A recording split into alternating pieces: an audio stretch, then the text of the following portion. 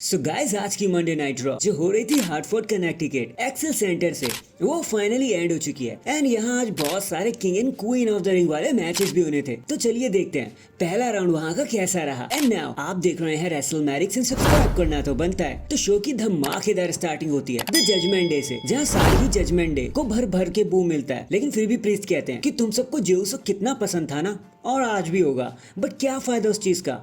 देखो मैं जीत गया, इन दी एंड तो मैं ही चैंपियन हूँ। तो चलो अब खड़े हो जाओ सब मेरे लिए, एल चैंपियन के लिए। फिर प्रीस्ट कहते हैं कि फिन सॉरी यार, मैं बैकलैश में कुछ ज्यादा ही कर दिया मैंने। तुम मेरे भाइयों, मुझे ये बात समझना चाहिए था, मैंने ज्यादा ही गुस्सा कर दिया। डीमेन कहते हैं कि चलो बैक टू द बिजनेस, जिसके बाद सारे लोग गले लगते हैं और डोमिनिक मिस्टीरियो भी पीछे से चुपके से गले लग जाते हैं। देखो क्योंकि मैं चैंप हूँ और फिन बैलर अब किंग ऑफ द रिंग बनेगा, एंड क्योंकि ड्रू मैकिंटायर भी अब क्लियर नहीं है कि वो लड़ पाए, तो इसका मतलब तो साफ है कि अब फिन बैलर को हराने वाला कोई नहीं है। तो फिन बैलर समानता से कहते हैं कि रिंग में आओ और मुझे अनाउंस कर दो कि मैं विनर हूँ। लेकिन तभी एडम पियर्स वहां आ जाते हैं, जो कहते हैं कि किंग बनना एक ऑनर होता है भाइयों।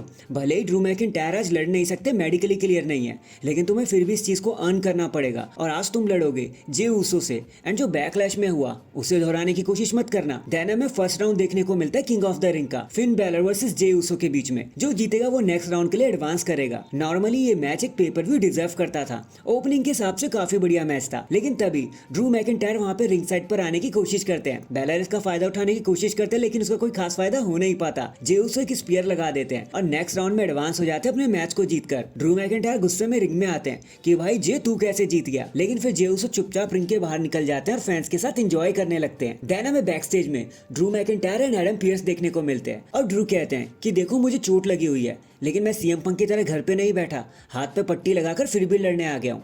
एडम कहते हैं कि भाई भूल जाओ, ये जे ऊसो के बारे में नहीं है, ये तुम्हारी इंजरी के बारे में है। तुमने ही दुनिया को चीख चीख कर बताया कि तुम इंजर्ड हो, और अब तुम इंजर्ड हो तो लड़ नहीं सकते। मैकिंटायर को गुस्सा आ जाता है और अपनी गाड़ी में बैठकर वहां से निकल जाते हैं। तभी हमें अंकल हाउडी का क्यूआर कोड देखने को मिलता है, जो जल्दी से चला जाता है। बट उसके बाद जैसे ही ड्रू मैकिंटायर चले जाते हैं तो सीएम पंक की एंट्री हो जाती है। एडम पियर्स कहते हैं कि पंक तुम लेट हो गए हो। तो पंक पूछता है भाई ड्रू मैकिंटायर का है। एडम पियर्स कहते हैं कि तुम्हारे आने से 2 मिनट पहले गया हुआ है वो अभी। तो पंक कहते हैं कि ट्रक को कहो मेरा थीम सॉन्ग प्ले कर दे, और वो रिंग की तरफ आने लगते हैं। सीएम पंक फिर रिंग पे आते हैं, जहां पर उन्हें एक थंडरस ओवेशन मिलता है। पंक कहते हैं कि मुझे माफ कर दो, मैं जरा सा लेट हो गया, मैं किसी काम में कनेक्टिकट में फंस गया था, लेकिन अब मैं यहाँ आप अमेजिंग पर्सन के सामने आ चुका हूँ। एंड मुझे ड्रू से लड़ना भी था, बट वो तो पहले ही यहाँ से खिसक लिया।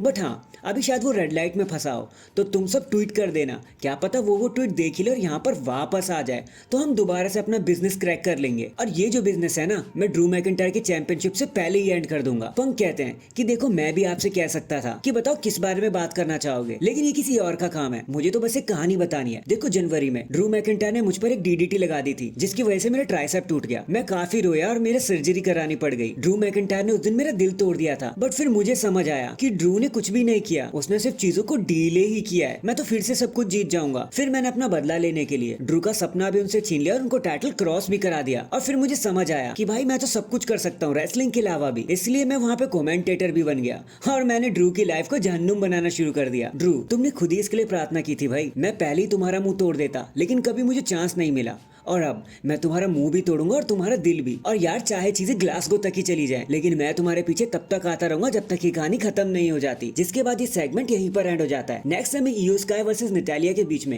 एक queen of the ring qualifier match देखने को मिलता है, जहां बताने के लिए ज्यादा कुछ है नहीं। इयो स्काई बड़े ही आसानी से अपने मैच को जीत जाते हैं अपनी टीम की हेल्प लेके। जिसके बाद डकोटा काय कहती है कि सुनो, 2 साल पहले हमने एक डोमिनेशन को स्टार्ट किया था, और आज हम फिर मंडे नाइट रॉ पर वापस आ गए हैं। हम जेड और बियंका से भी अपना हिसाब ले लेंगे और बैकी को भी देख लेंगे, बस आप अब धीरे धीरे के देखते जाओ। इसके बाद हमें king of the ring tournament का एक और मैच देखने मिलता है, रिकोशे वर्सेस आईजिया ड्रैगनोव के बीच में। अब मैच तो ये काफी अच्छा था, ड्रैगनोव के माथे से खून भी निकलने लग जाता है और ये मैच काफी ज्यादा ब्रूटल भी हो जाता है, लोगों को काफी पसंद आया। लेकिन एक विशियस बॉम्ब लगाकर ड्रैगनोव अपने मैच को बड़ी आसानी से जीत जाते हैं। जिसके बाद वो रिकोशे को उठाते हैं और एक हैंडशेक करते हैं। अब क्योंकि आईजिया का यहाँ पर डेब्यूट था, तो उन्होंने हारना वैसे भी नहीं था। नेक्स्ट हमें जोई स्टार्क वर्सेस आइवी नील के बीच में एक मैच देखने को मिलता है। जो भी जीतेगा वो अगले राउंड के लिए क्वालिफाई करेगा क्वीन ऑफ द रिंग के, जहाँ बताने को ज्यादा कुछ है नहीं। जोई स्टार्क ने Z360 लगा दिया और अपने मैच को बड़ी आसानी से जीत लिया। फिर हमें बैक स्टेज में जजमेंट डे देखने को मिलती है, जहाँ फिन बैलर कहते हैं कि आई एम सॉरी यार, तो डेमन प्रीस्ट कहता है भाई भूल जाओ, हम अब भी भाई हैं, तुम अब भी प्रिंस हो। जेडी कहते कि ब्रॉन स्ट्रोमैन के अटैक के बाद फिन बेलर एक 100% तो नहीं हो सकते। डेमन प्रिंस कहते तुम चिंता मत करो, उस ब्रॉन को मैं देख लूंगा। फिर वहां पे डॉम कार्लिटो के साथ आ जाते हैं, जहां वो कहते हैं कि भाई 1 साल पहले तुम मुझे हरवाने पर तुले हुए थे और तुमने मेरा पोर्टो रिको मूवमेंट मेरे से छीन लिया। कार्लिटो कहते हैं कि यार ये तो पुरानी बात हो गई, उस समय मेरे पे कोई ऑप्शन नहीं था, मुझे एलडब्ल्यू की हेल्प करनी पड़ी, लेकिन अब तुम मंडे नाइट को रॉ चला रहे हो जजमेंट डे, ये बहुत कूल बात है, मुझे तुम्हारी हेल्प की जरूरत है। लेकिन डेमन प्रिंस कहते हैं कि चुपचाप यहाँ से खिसक जाओ, हमें किसी को ऐड नहीं करना। फिर हमें Chad Gable and Bronson read के बीच में एक सिंगल्स मैच देखने को मिलता है, जहां सैमी ज़ेन मैच खत्म होने से पहले ही चैट पर अटैक कर देते हैं। डिस्क्वालिफिकेशन की वजह से विनर बन जाते हैं चैट गेबल। ब्रॉन्सन रीड को उससे बहुत गुस्सा आता है, वो चैट गेबल को और सैमी ज़ेन को एक तरफा ही लपेट देते हैं और वहां से गुस्से में चले जाते हैं कि भाई तुम मुझे क्या हराओगे। इसके बाद हमें बेकी लिंच देखने को मिलती है, जहां पे उनका एक छोटा सा इंटरव्यू हो रहा होता है, जहां बेकी लिंच कहती है कि the man has come around, कि यार ये टाइटल एक रिस्पॉन्सिबिलिटी लेकर आता है और मैं बहुत अच्छे से इस रिस्पॉन्सिबिलिटी को समझती हूँ, मैं पूरी मेहनत करूंगी। कोल कहते हैं कि देखो ड्राफ्ट अब फुल फोर्स में आ चुका है, क्वीन ऑफ द रिंग भी होने वाला है, इसके बारे में आपका क्या कहना है। तो बेकी कहती हैं कि यार हवाएं बदल रही हैं एंड बहुत से नए लोग इस रोस्टर में आ चुके हैं, हमारे पास लायरा है, क्वीन ज़लीना है, मजा बहुत आने वाला है। कोल कहता है कि व्हाट अबाउट रेसलमेनिया 40। तो बेकी कहती है कि भाई मैं क्या ही बोलूँ, उस समय मेरे को थ्रॉट इन्फेक्शन हो रखा था, लेकिन एक बेटर वुमेन उस दिन फाइट जीत गई, मुझे इससे ज़्यादा कुछ भी नहीं कहना। फिर लिव मॉर्गन वहाँ पे आ जाती हैं, जो कहते हैं कि मैं सरप्राइज हूँ कि तुमने मुझे क्यों नहीं मेंशन किया, मैं थक गई हूँ ओवरलुक होते होते, शायद सब भूल गए हैं कि मैं फॉर्मर चैंपियन हूँ, टैग टीम चैंपियन हूँ, नया जैक्स को भी हराया और मैं ही वो अकेली पर्सन हूँ जिसने रिया रिप्ली को इक्वेशन से हटा दिया। लिंच कहती है कि भाई माना आपने वो सब किया है, लेकिन आपने मुझे तो नहीं हराया ना। मॉर्गन कहती हैं कि मैं बिना मतलब के कुछ भी नहीं करती, लेकिन अब क्योंकि तेरे पास वो टाइटल आ चुका है तो तुझे हराने में बहुत मजा आएगा। फिर डैमेज कंट्रोल भी वहां पर आ जाते हैं। फिर वो कहते हैं कि मॉर्गन आपने जो भी कहा ठीक है, लेकिन कुछ भी अर्न नहीं किया।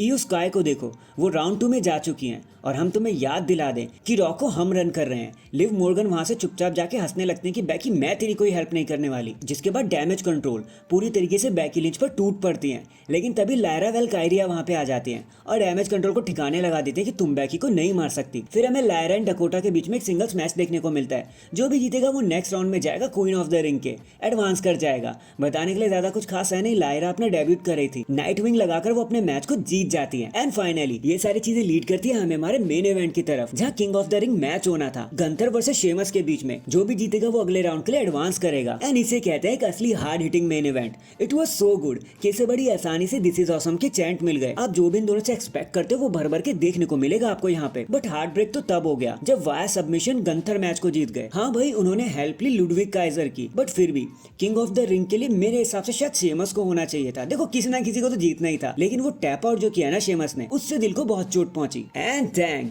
इसी सेलिब्रेशन एंड हार्ट ब्रेक के साथ हमारी आज की मंडे नाइट रॉ यहीं पर खत्म हो जाती है। वैसे आपका आज के शो के बारे में क्या कहना था, कमेंट करके जरूर बताना। एंड चैनल पर नया है तो चैनल को जल्दी से लाइक एंड सब्सक्राइब कर दो। बाकी मैं मिलता हूँ आपसे किसी और अपडेट के साथ, तब तक के लिए अपना ख्याल रखें और खुश रहें।